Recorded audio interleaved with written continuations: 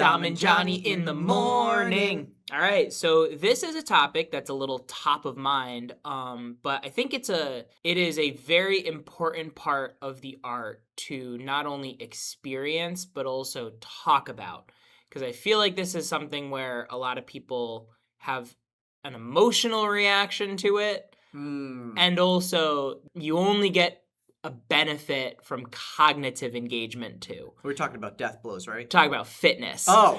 So fitness in the martial arts is incredibly important.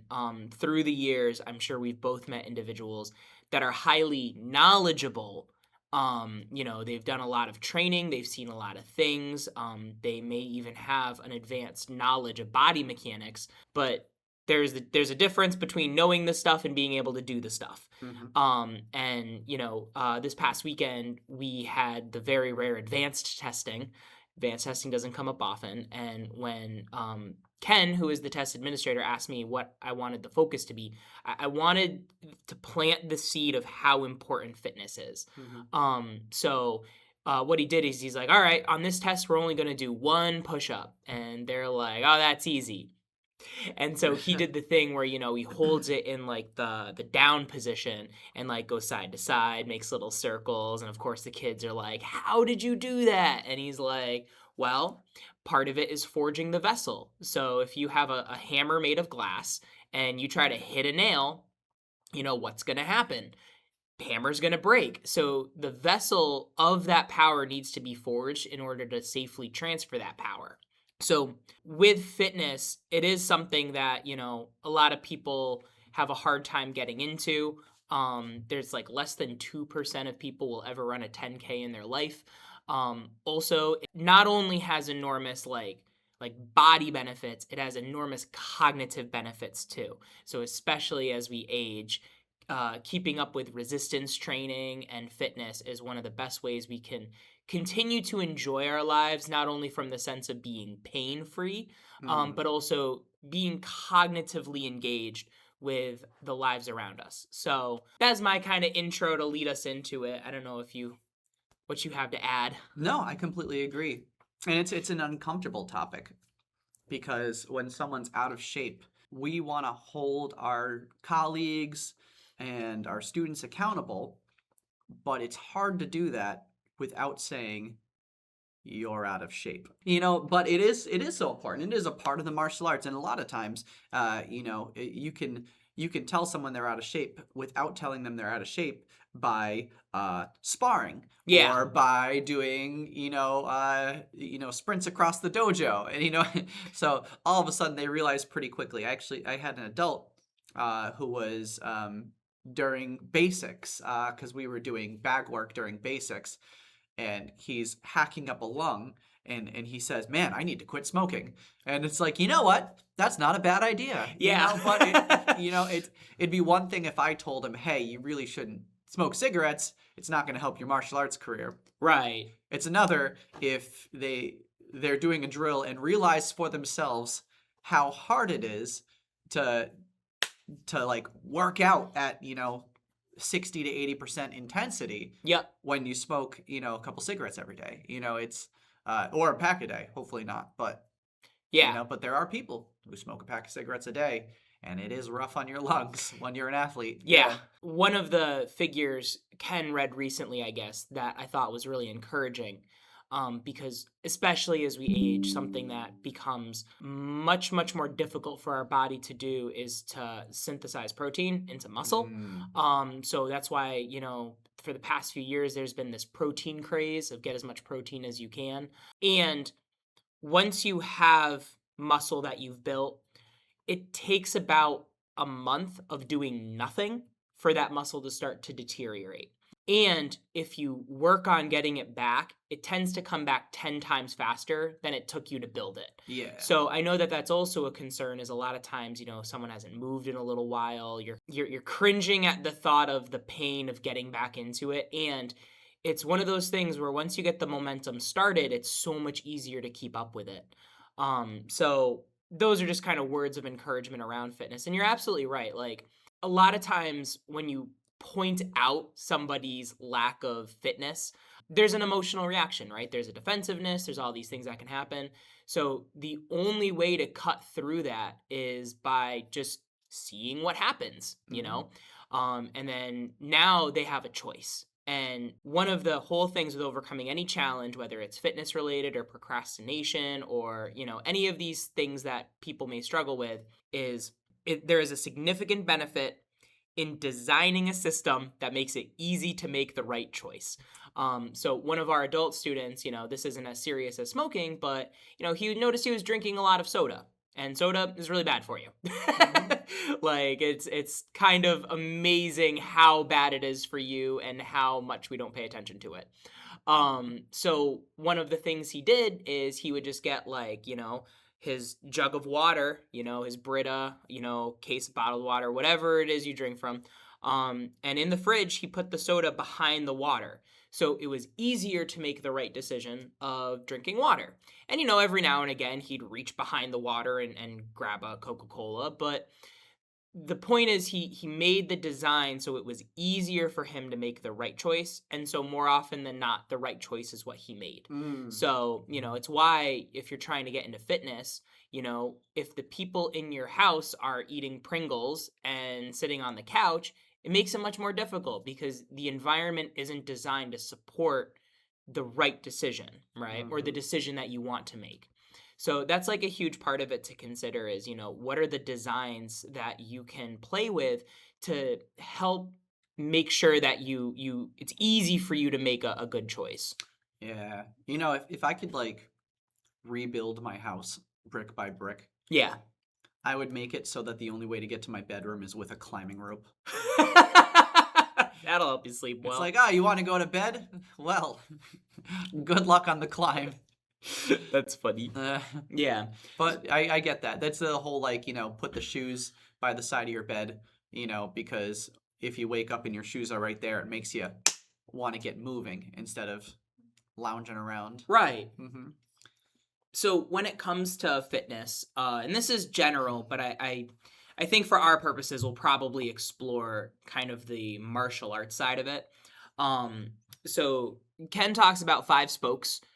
So you've got strength, mobility, flexibility, or I like to think of it as pliability, cardio, and stability. That took a long time. So yeah.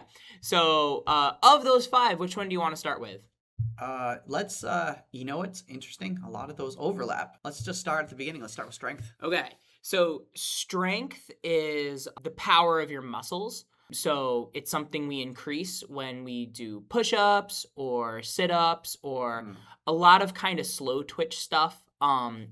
If you do resistance training with dumbbells or other kind of weights, all of that is strength training. And especially as we get older, there's been a higher link with grip strength, longevity, and also cognitive longevity. Hmm. So it's hugely important. I'll toss it to you. How does strength show up in the martial arts? It's like your vehicle for power. So even though, we're always telling people to relax and don't tense your muscles, that doesn't mean that the muscles aren't important. Mm-hmm. In fact, in order to properly transfer power from ground to fist, you need a tremendous amount of leg strength. So the legs are way more active, I think, than the upper body in a punch, which is interesting. But if you don't have that base formed, which a lot of times comes from just low horse stances, Yep. then and you're not going to be able to transfer that power through. Same with kicks, even it's actually more about the leg that's on the ground than the leg that's kicking. Leg that's on the ground is the one that's, digging that heel into the floor to propel your waist forward, to propel that kick forward. So without strength, it's like having a really well-designed car with a bad engine. Yeah, so for like just real basic things to start with, I think the 3 foundational strength exercises for any martial artist that train with us listening would be push-ups, body weight squats, which helps address Mm-hmm. that leg strength. And the other one is if you do a front ball stance or kind of like a runner's lunge where you have your back heel lifted, what you do is you do a front kick off of the back leg. You let that foot come down and you bend so that your knee is floating just above the ground, and then you lift the front leg and front kick off of that. Yeah. And if you just do a few sets of that and then switch legs and do a few sets on the other side, it is amazing how much your legs will burn. Yeah, I like that one. I just we do it on tests a lot. Yeah. Yeah. We've started actually integrating into basics, just because, one of the things we've done with basics is we want to have some kind of high energy warm up, but also have it be standardized. So we're playing with a few standardized sets. And Mhm. that's one of the things we're playing with integrating because I think it's good for anybody. Yeah, that's neat. It's cool to hear. Because I think between Mansfield, Natick, and Marlborough, which if you're a listener from another school, that's like we're all pretty much from Mansfield, so we're all experimenting with different things. But I'm doing the same thing. I'm trying to Yeah. find like that perfect basics, like. And then Ken is doing something very similar in Natick, where he's trying to find the perfect, start to class. But I actually brought back jumping jacks Yep. as just one set, Yeah. as like to open that learning loop and get them. It's like, oh, they notice the second they do jumping jacks, they know they're in basics. Yeah. And it has helped because when I just put them in a horse stance, for some reason, like I'd have to like really get them to pull that energy up. Yeah. After a set of jumping jacks, they're rip-roaring ready to go. Well, it just gets the blood moving. So there's oxygen in their noggin. So Yeah. like horse stances and front punches Something's are got to be in their noggins. Yeah. So.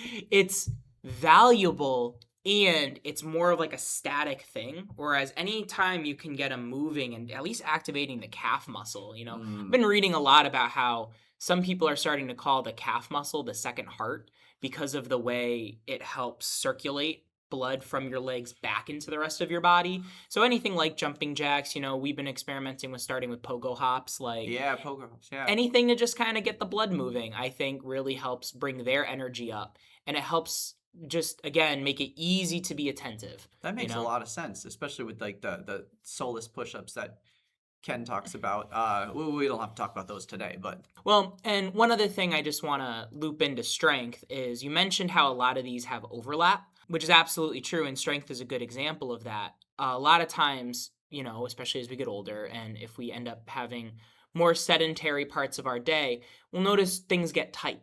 And most people instantly think of stretching. So if I stretch, that will alleviate the tightness, and that is partially true. But another thing we want to look at is why are we getting tight? And oftentimes the root cause for some kind of tightness ends up being a strength issue. oh, yeah. There's some part of our body that's not strong enough to do its job, whether that's according to our posture or whatever. So as we strengthen one part of our body, it relieves the overwork from another part, which ends up being the part that ends up getting tightened up. Almost, I think maybe 98% of people back. Yeah. That's like the one we see the most. Yeah. Yeah. And a lot of times, if their back is tight, to go back to your point, it's the legs. Like there's something going on with the legs. They're not aligned the right way. They're not working enough. So it ends up tightening our back. And it's just it's such an underutilized muscle if you're not lifting weights. Yep. Even people actually, especially our students who, they know how to do push-ups. They know how to do crunches. And we've taught them, how to put more emphasis on the back when they do push-ups, but a lot of times out of sight, out of mind. So they build these chest muscles and these ab muscles which pull everything forward, and it creates a hunch in the back because if you're not working out the back, it doesn't it's almost counterintuitive. We want the back to tighten up, but when the back tightens up, it actually makes us more loose. There's a fitness instructor that has like a routine that Ken did for years, and I still do. He said that the front muscles, the front of the body, are the show muscles. The back of the body is the go muscles.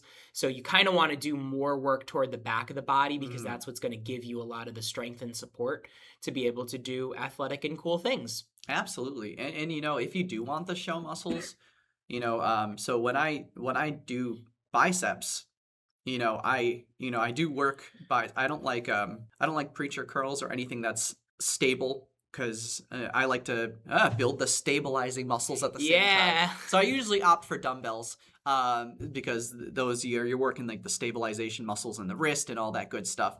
But I'll do my bicep curls or I'll do hammer curls, but then things like rows, because you're working those bicep muscles just that little bit more. So I'll do those second. I'll do my bicep curls, get my biceps like destroyed.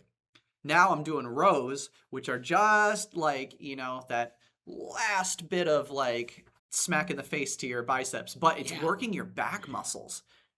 So I really like there's ways to incorporate those synergistic muscle groups. Yeah, no, absolutely. And anytime you're lifting weights, if you can get compound body movements, you're just Hmm. getting way more bang for your buck, especially from a martial artist's perspective, because, Yeah. it's like sparring. We talked about this with sparring. We're lifting weights to improve our martial arts. We're not just lifting weights for, a competition or to look good or whatever. Yeah. And all martial arts is about inner body connectiveness. Hmm. So it's just you're trying to figure out how to connect your legs to the end of your fist or anything. I will say, because I do want to also speak to people who may not be confident about their fitness and they know it. Hmm. So as just points to get started, those 3 exercises I mentioned, push-ups, body weight squats, some sort of lunge to open up the hips, adding in kicks just to feel the burn. I would recommend starting with those, and rather than getting focused on the number, set a timer for Hmm. like 30 seconds. So that way what you're getting used to is finding the finish line. And a lot of times I've noticed if there's a countdown, you have something to look forward to, Mm. which helps you kind of empty the gas tank rather than feeling like you have to hold back. But the cognitive part of this is just making sure you're mindful while you're doing it. A lot of times, when I've spoken to young athletes that have trained with us, especially at the high school level, a lot of the coaching is about adding effort. Like if it's a running coach, it's like, well, just run faster or just do better, or like it's not helpful from a technique perspective. And Mm. we've talked before about how Ken runs Spartan races. And so running is a huge part of his training. And it's not just running faster. It's, he's paying attention to how his foot is hitting the ground on uneven terrain. He's buying shoes that will support the kind of terrain he's going to be in. When you're doing things like push ups or body weight squats or lunges, you just want to be very mindful of your alignment. And you do want to pay attention to if you feel a sharp pain, that's not good. But it's not a bad idea to fall in love with the burning, the sore pain, because that's where the growth is going to come from. And I've also found once you get used to the discomfort of physical fitness, a lot of the emotional stuff that comes up through our day doesn't feel as big because we're used to that discomfort. So there's Yeah. all sorts of benefits that come from it. Absolutely. And, it seems like we're kind of moving into cardiovascular territory, but you had said something, and if once again, if there are any listeners who are struggling with fitness, I think sometimes some of the things can seem daunting. So like push-ups can seem very daunting to someone, especially if the fitness issue happens to be being overweight. And especially the more overweight you are, push-ups become extremely difficult. Yeah. So sit-ups also become extremely difficult. And it might be discouraging.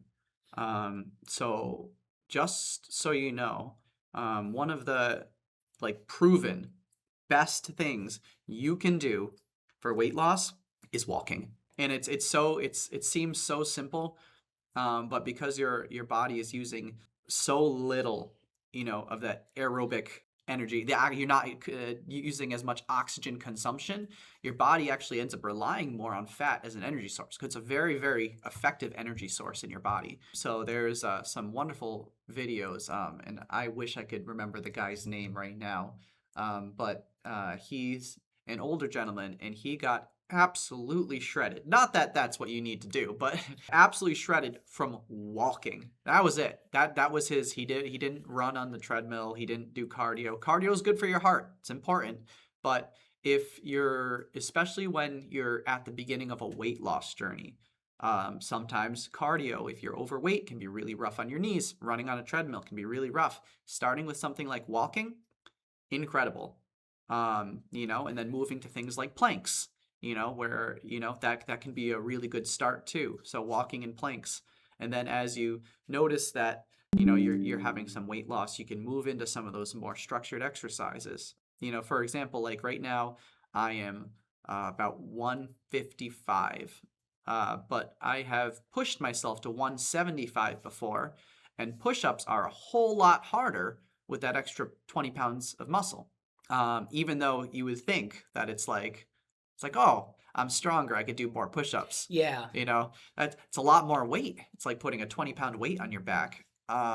So if, let's say, your goal is like something more extreme, like 50 pounds of weight loss, that's like the equivalent of taking off a 50-pound vest before you do push-ups. So once again, like, I know things like weight loss and fitness can be uncomfortable topics, so the most important thing is to realize that, we're all struggling with something, Yeah. whether it be fitness and weight loss, or fitness and muscle strength, or a different part of the art. But, just know that the struggle is real for just about every martial Yeah. artist in some way, shape, or form. And at one point in our lives, we will all lack fitness, except for Master Ken, because he is a robot. Well, He's actually, I mean, all right.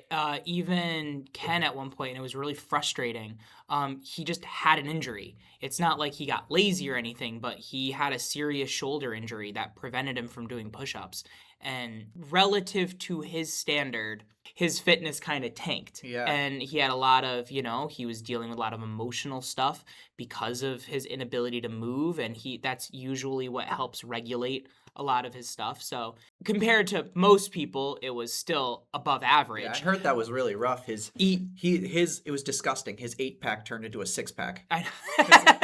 yeah, but yeah, it was like he was talking about how like his bicep like lost an inch of like because he wasn't able to work anything. That's So crazy. Yeah. and of course he's bounced back from it, but you're absolutely right. So like even if it's not something like a behavioral change, sometimes life will throw something at you that like kind of knocks you down a little bit, and you have to learn to recover and get back into it.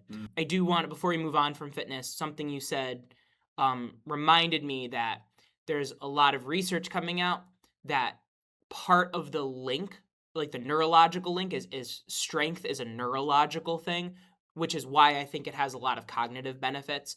So part of it isn't just how big your muscles are. Part of it is how efficiently they can move and how well connected your brain is to the rest of your body. So you're making a lot of neurological connections when you practice weightlifting or resistance training.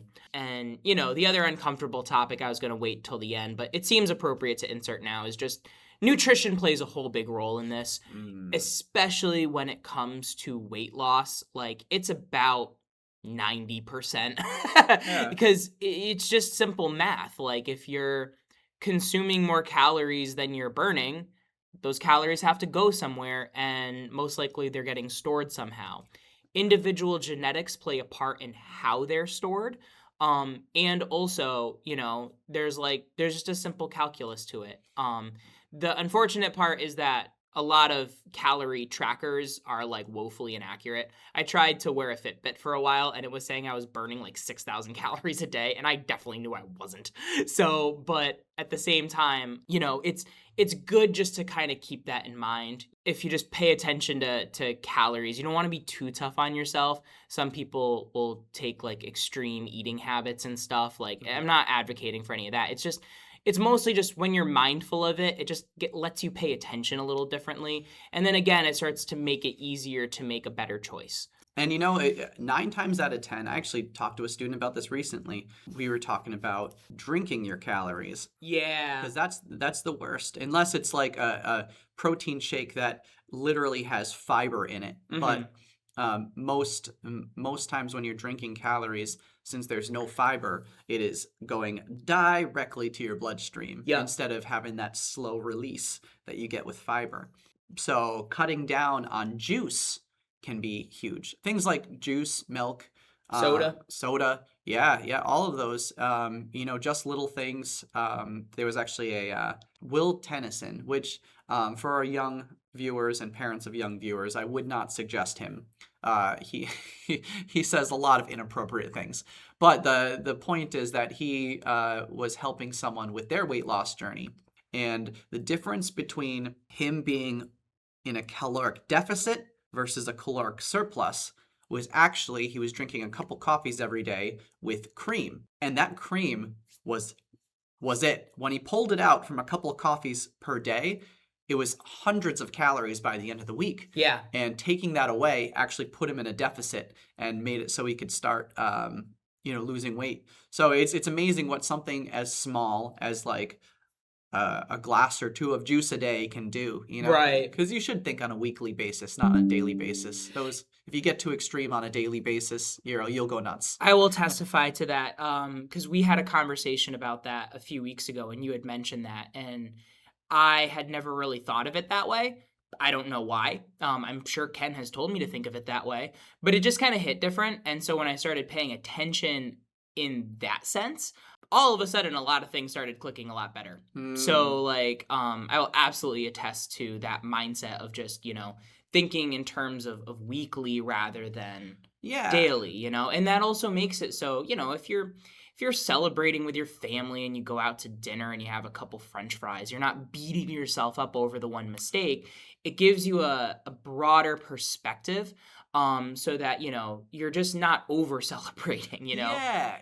And it makes and it's crazy because some people will be amazing throughout the week, do everything right every day. They're in like a 300 to 400 or 300 to 500 calorie Right. deficit, and then they get to their cheat day, Right. which, by the way, technically is supposed to be a cheat meal, Right. but they get to their cheat day and they consume like 5,000 calories. Yeah. And And it's like, okay, well, that like undid the entire week. Nutrition is interesting, and a lot of times it becomes very personal. You kind of have to find what works for you because it's important to also be happy. If you hate everything you're eating, then you're not going to have the enjoyment of food, and you'll be stressed out, which increases cortisol levels and a bunch of sciencey stuff that would require a whole nother podcast. I will say, as someone who used to be pretty sugar addicted, like processed sugar, over the past few years, one of the things I've really tried to cut out is a lot of that processed sugar stuff. Yeah. And now, even if I have like a sip of my wife's soda, I'm like, ah! Like it's like too much. It's like there's a whole King of the Hill episode about like Bobby getting cut off sugar and he's like, I can't have it anymore. So that also makes it easier to make the right decision because now when you try to go off back on, all of a sudden you're like, I can't. Taste fake, Again, once you start the momentum, it makes it so much easier to stay on track rather than, falling off. So moving on, because we have 4 more spokes to get to. Probably the next one, because it relates, would be stability. So stability specifically is our core's ability to stabilize our body while we're on one leg. There is an overlap with strength. So we are talking about core strength. But rather than just the like kind of power we're able to transfer, we're specifically talking not only about strength, but proper posture and alignment. And the reason this is so incredibly important is there's a lot of studies coming out similar to grip strength that the leading cause of mortality for people 65 and older is falling. And if it's not the fall that gets you, it's the hospital stay that will. Because your immune system is not what it was, and you're basically in sick people central. So, when greater stability means we're not falling as often, which means that we're statistically less likely to meet our mortality. Well, yeah. It's like Uncle Ben said, with great power comes great stability. Close enough. That's it, right? Yeah. So we talked about how strength plays a role in the martial arts. Kick off stability. Stability. Oh, yeah. Super, super important. Especially when we're talking about ankles and knees, all those joints and hips. So if we're going to relate it back to the power transfer we talked about, it's the same thing. Now it's just the gears, the mechanisms. Mm-hmm. So you have to have strong legs to be able to press against the ground to transfer power from ground to fist. But now all those mechanisms, it's like ungreased bearings. If you don't have stability, you're going to get caught at one of those weak points. So if I have Mm. weak ankles and I push against the ground to deliver power, that's where you're going to start to, get those little pinches. So beyond just balance, which is stability too, power transfer is huge. And I notice it a lot of times, even though most people wouldn't think of Tai Chi being the transfer of power, it kind of is. It's actually a really good slow motion view of the transfer of power. But I have a lot of people that I teach that have stability issues with their knees and their ankles and their hips. And when they're doing it, you can see that they'll shake a little bit, kind of side to side, and that's because of a weakness. And I would say usually either ankles and knees. Those are the two big ones I see. Also the back. Back, Like I yeah. do, especially with Tai Chi, you can see if someone's got a tight back because they Mm, will hitch on certain movements. So that spine, those vertebrae, they got to be able to flex, and if they're too rigid, mm-hmm, if you watch a martial artist actually lift their leg up for a long time, and they're not actually still, their leg is constantly making these minor adjustments. So there's like these little tiny movements that are keeping them balanced. So it's kind of like if a building is too rigid and gets hit by an earthquake, it's going to fall down. So it's, how do you build in the fluidity, but not make it so big that it creates its own sense of imbalance. Speaking of which, if you're like thinking of stability based exercises, first of all, planking is going to help stabilize the core, which is now going to allow you to do push-ups. mm-hmm, Most of the time with kids, it's not arm strength that they're lacking, it's core strength, which is why you'll see their hips either tent up or dip down, and or they'll like collapse to the ground or whatever. mm-hmm. So before their arms can even learn how to do it, they first need that core strength. So planking is hugely helpful. The other thing, and this does overlap with some of the others, but wall exercises. So you're just placing a hand against the wall, so that way you've got just a point of contact. But really, what you should be working is the core's ability to stabilize while you slowly extend and retract the leg. That does overlap with strength. Like the reason, like if your hips aren't able to hold something, it's because there needs to be connective tissue strengthening, like you talked about.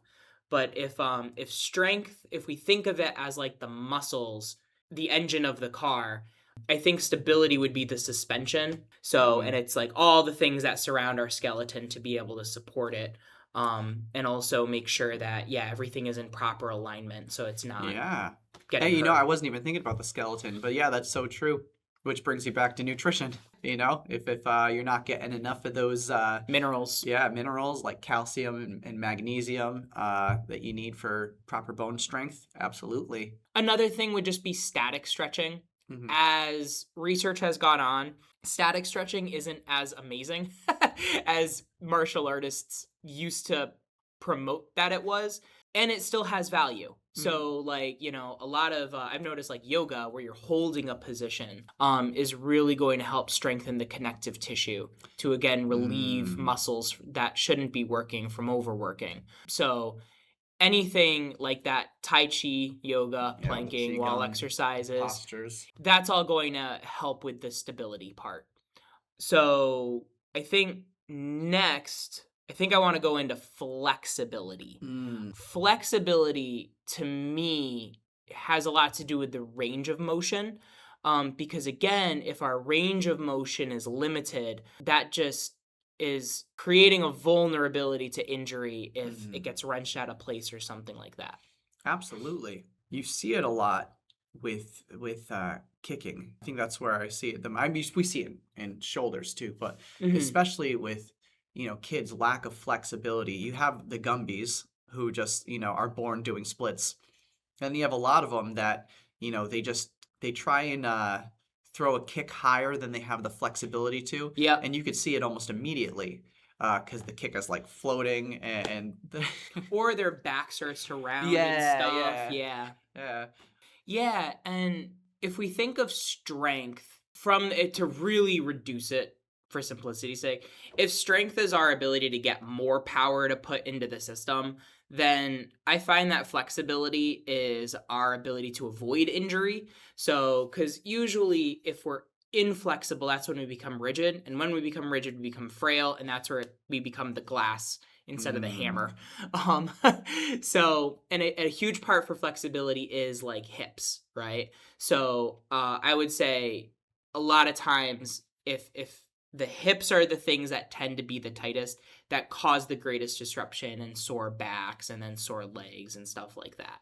In terms of flexibility, this overlaps with stability a little bit. Static stretching has some benefit, not great benefit, because again, it's usually trying to remedy a strength issue.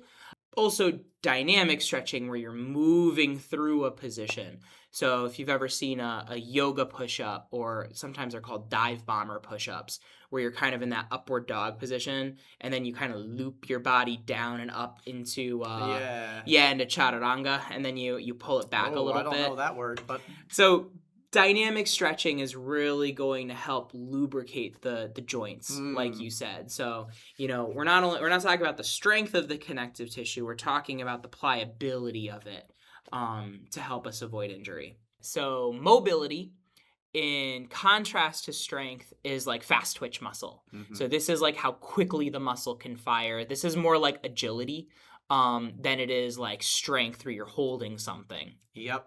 And hate to break it to you guys, but life's not fair. Some of us are born with more fast twitch muscles Yep. than others. Some of us are born with more slow twitch muscles than others. And So some of us are right in the middle, which would be someone like me. I'm in the middle. So I will never be as fast as the fastest sprinter, and I will never have the long distance capabilities of the fastest long distance person. But I can work hard in both directions to increase that capability. yeah. So if you have a lot of fast twitch muscles, you can work hard to increase your endurance. Unfortunately, we're built the way we're built. You cannot increase your density of muscle fibers, but you can work them to be more adaptable. So the more and you see it all the time, like sprinters that will do a long distance run, and it's not their best run, but they're pretty good at it. And same with long distance people that can do a fairly fast sprint. They some people can get pretty good at it. So I think that comes down to recognizing where you are, and a lot of times people know. In all honesty, getting tested for that is the absolute worst, because they literally have to take a sample of your muscle from your calf. It's not something you want. Yeah. I know some sort of needles involved. It doesn't sound fun to me. But yeah, most people know if you're naturally like really explosive with energy and you can move really fast, you probably have a lot of fast twitch muscles. If you can, start jogging and just go forever, you probably have a lot of slow twitch muscles. And if you're kind of in between and adaptable, that means you're probably got a good mix of the two.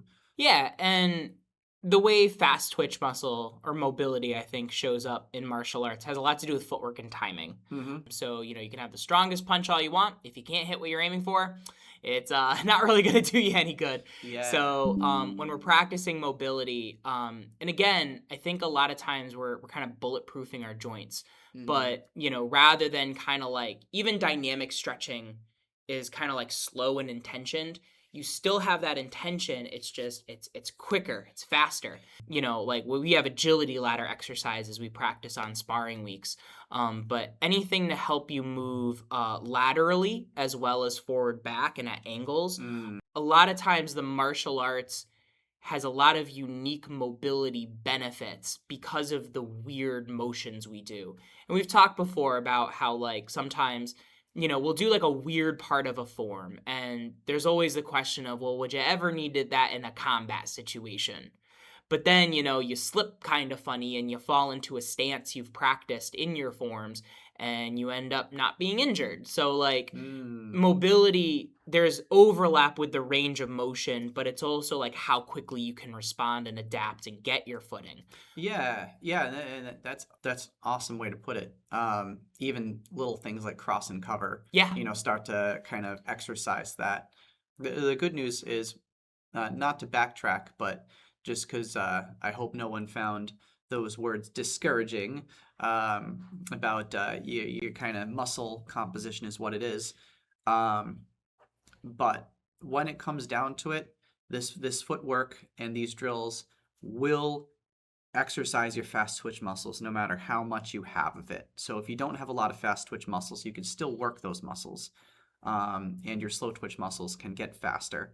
Um, but the footwork is going to give the perception of you moving faster, two, from a martial arts standpoint. And when it comes down to it, timing will always beat speed. I feel like that's a people are just like, oh, I don't have fast twitch muscles. Well, Everyone yeah. has fast twitch and slow twitch muscles. Yeah. It's just how much more you have of each. Right. So the last one we have is cardio. So this is your cardiovascular endurance. This is how much oxygen you can get through your body. This benefits martial arts. So like you said, you get into a sparring ring. Cardio has a lot to do with it.